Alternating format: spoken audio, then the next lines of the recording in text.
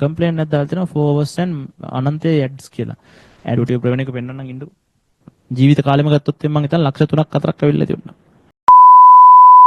මේ නෑ මයික් එක දුරින් තියලා කතා කරනව නෙමෙයි අර මේ බැටරි මාරු කරපුවම සාමාන්‍යයෙන් මයික් එකේ සද්ද අඩුයි වගේ තමයි ඇහෙන්නේ. හරිද? ඒක ඉතර හිතන්න එපා. ඔයාලා සද්ද වැඩි කරන අහන්න පුළුවන් තරම්. මේ එතකොට ළමයි කම්ප්ලේන්ට් එකක් දාලා තිනවා 4 hours and අනන්තයේ ඇඩ්ස් කියලා. ඇඩ්ස් අයින් කරන්නද මම ප්ලේ වෙන එක?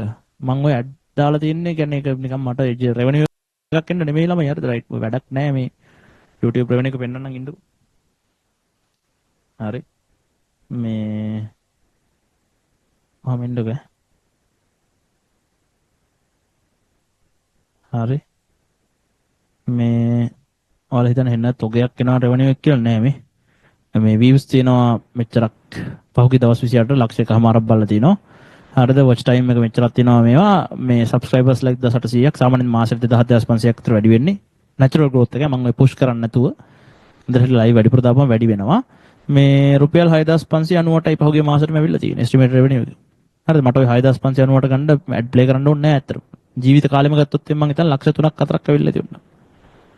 බලමු. ලක්ෂ 5ක් ඇවිල්ලා තිනවා මට. වැඩක් නැහැ හරිද? හරි වාහනේ ටයර් සෙට් එක දාන්නත් මදි. හරි. මේ එතකොට ඒක නිසා මේ අවක නිකන් මම අර හම්බ කරන්න කරන වැඩක් කියලා එහෙම හිතන්න එපා හරිද? රයිට් හරි. YouTube කරන්නේ ඒක නිසා නෙමෙයි. ඔයාලා එහෙම හිතනවා නම් yes. ඇනලිටික්ස් එකෙන් පෙන්වන්නේ නැහැ නේ සාමාන්‍ය ලේසියකට කට්ටිය. මං ඉතින් ඔයාලත් එක්ක හොරබුරු වංචා නැහැ නේ. හරි.